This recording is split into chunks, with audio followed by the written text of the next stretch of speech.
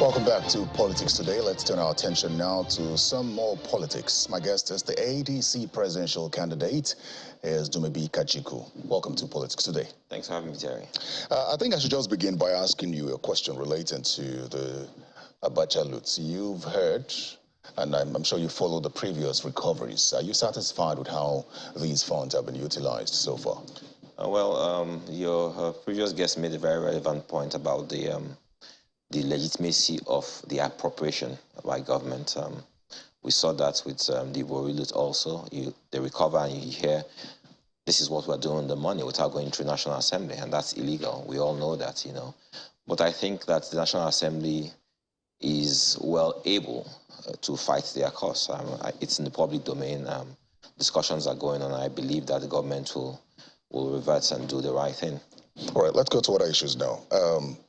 The Academic Staff Union of Universities says that it's not comfortable with how the government is handling the issue. In fact, the Uni Abuja chapter of the union says that it is challenging the government to come forth with and mention probably even one single way or effort that it has made that can be pointed at to say that this is how the government is intending to tackle this ASUU issue. What's your take on that? And what do you expect that the government should have done by now to resolve the issue?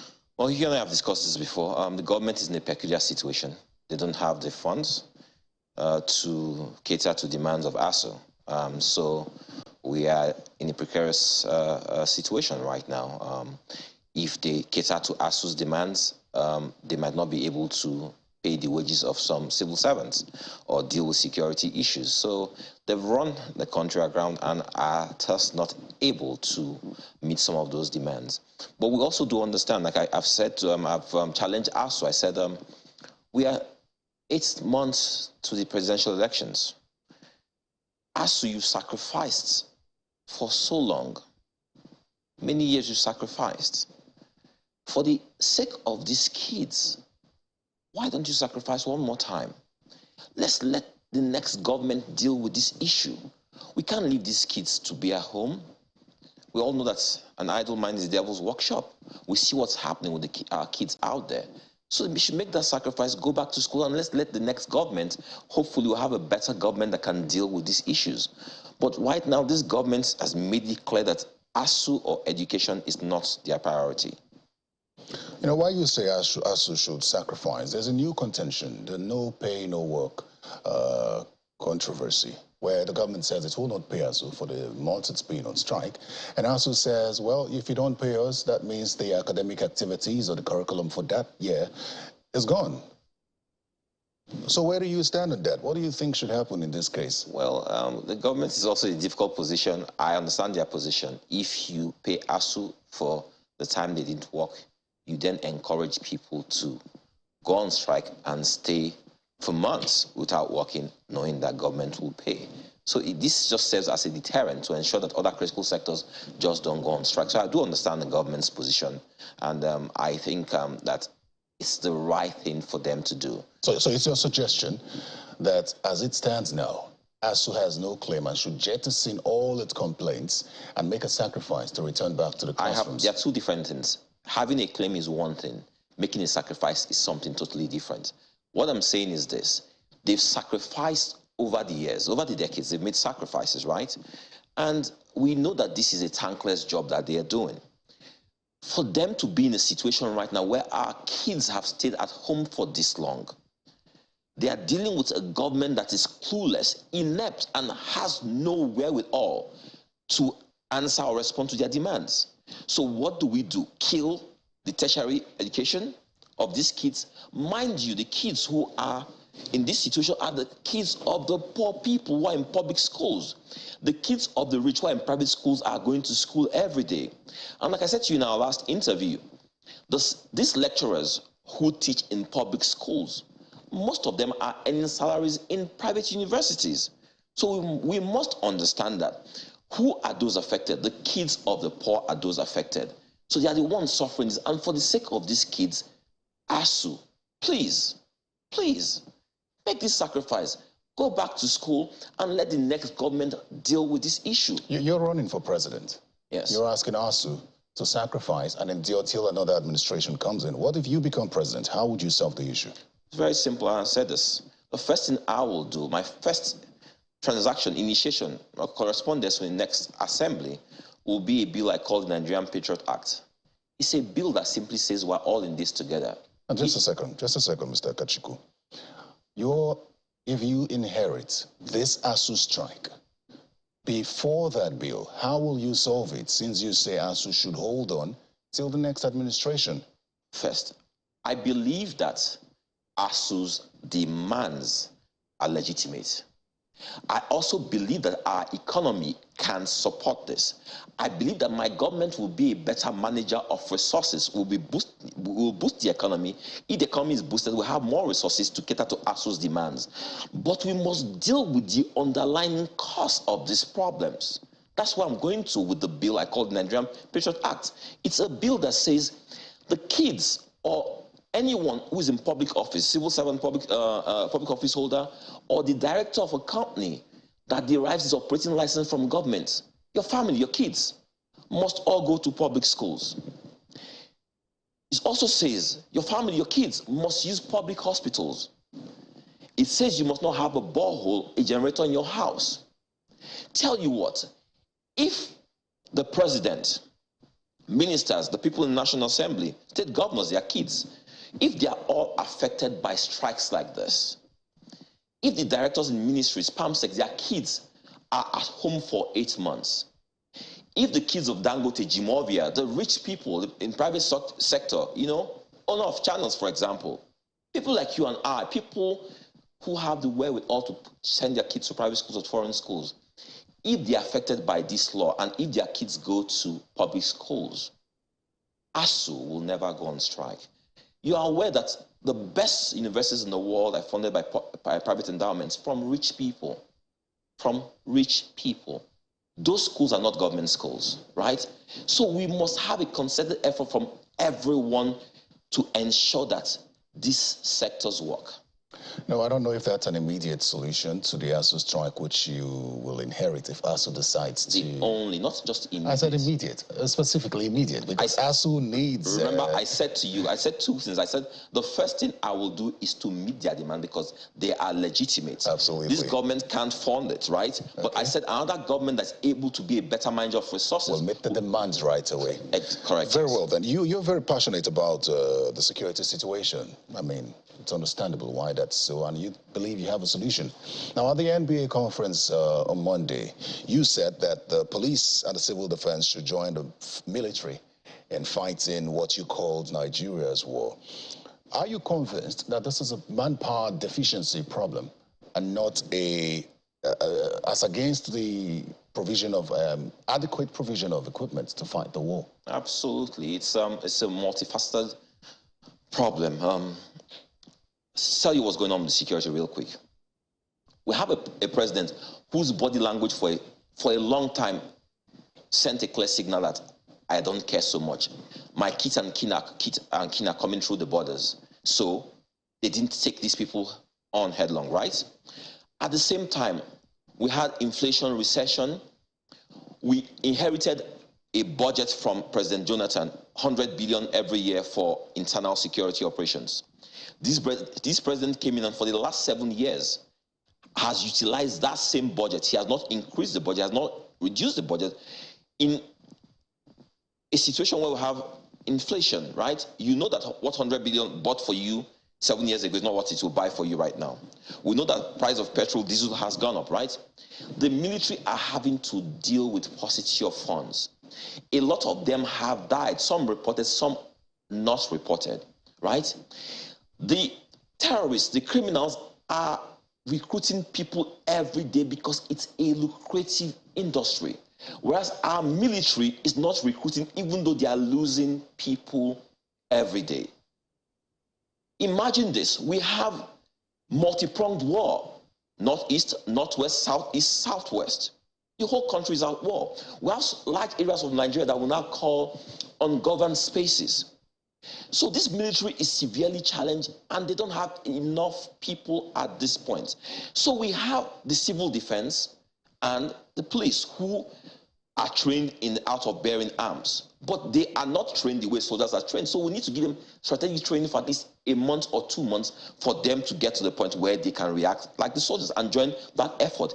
If we have 200,000 people join this war, multiple war fronts, we will chase these people out. But we must understand that this war has been sustained for over a decade now. So what must this is short term. So medium term, we must start recruiting massively. It takes about 7 months to get a civilian to be a soldier, train him, right? Another 2 to 3 years in the art of warfare, bearing different arms and what have you. So we must start recruiting to get to the point of readiness. We must start now. But we are not doing this. First 4 months of this year, the military were not funded. Their operations, feeding, funded by credit, suppliers' credit. So it's difficult for these people. We see last year... So, just a second. Where'd you get that information from? Because, I mean, with the military, the budget of the military has always been Terry, approved, so... Terry, I'm in that space. So take what I say to you as fact, okay? First 4 months, they were not funded, right? Soldiers are fed on suppliers' credit, right? Now, imagine a situation where those who are at the war front, who expect that their country should be solidly behind them with whatever resources they need, this does not come to them. Imagine a situation where a general says, I make this request, right? And we send through the Minister of Defense to the President. We need 10,000 naira. It's reduced to 7,000 naira, right? And they send it on to the President. Do you think that the guy who's made that request did not know what he was doing when he said he needs 10,000 naira? Last year, we spent a lot of money buying armaments, serious equipment. But you must understand that equipment needs to be operated. It needs operational expenses. They spend money on capex, no money on OPEX. So the military is seriously challenged. And the last thing, which is the worst thing, Nigerians as a people fail to realize that they are at war. Go to countries at war. See what's happening in Ukraine or any country at war. The people, their attitude suggests that we are at war.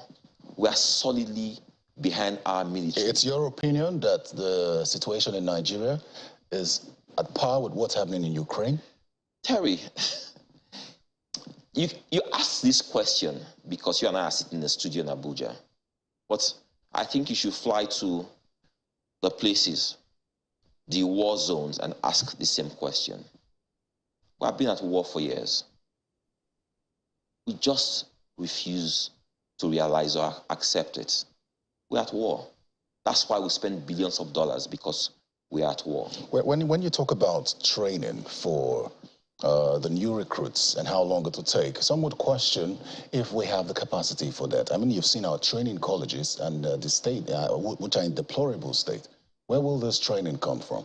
Tell you what, it's a war situation. We adopt ad hoc measures to train these people. They are already capable to bear arms, right? So even if it be in their own institutions or the army institutions, it's for the army personnel to go and train them. They already know how to carry guns. So training them is a no-brainer. This can be done. The military is well able to do this. We need to get them to complement the war effort immediately. Yesterday, not today. This has got to be done immediately. I think I would like to get your opinion on the fight against insecurity, which the government says would be abating soon.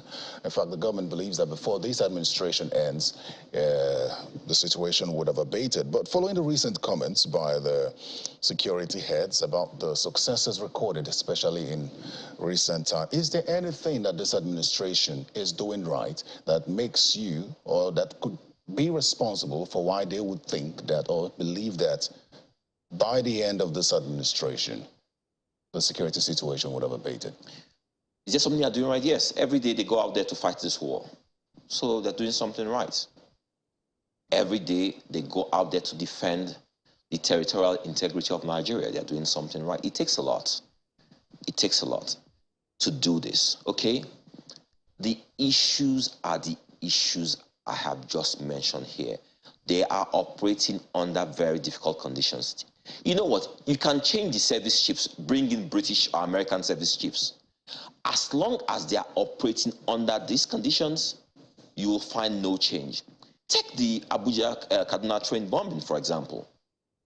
You have a situation where they probably have a plan to do 8, 10, 12 sorties every day, patrolling that area. And because of paucity of funds, they have to reduce those patrols to 2 patrols a day. The terrorists know that these guys patrol at 8 a.m. and 8 p.m. They know they have this window in which to operate. Have you ever wondered why we have 300, 500 people moving in convoys, terrorists moving within Nigeria?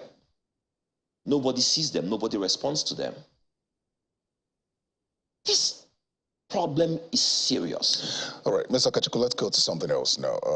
You had said that subsidy is a scam. You're not the first to have said something like that. Now the president has approved that subsidy be removed by June 2023. If you become president, you would be the one in charge by then. Is the action of the president satisfactory? Why is he waiting until June 2023? Why can't he bite that bullet right now? No, they say it's a gradual process. It's not something that can be removed right away. We have been paying how much for diesel since beginning of this year? What's the gradual process? It's unfortunate that we are bleeding and they find it difficult to take the tough decisions that they need to take. It's a scam. We are making a lot of briefcase billionaires benefiting from that scam. You know, I believe that the president will soon change his mind. I don't think they can sustain this scam for too long.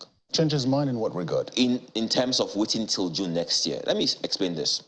A few days ago, we heard the MBS say that inflation is about, what, 19.4 or so percent right now. That's official.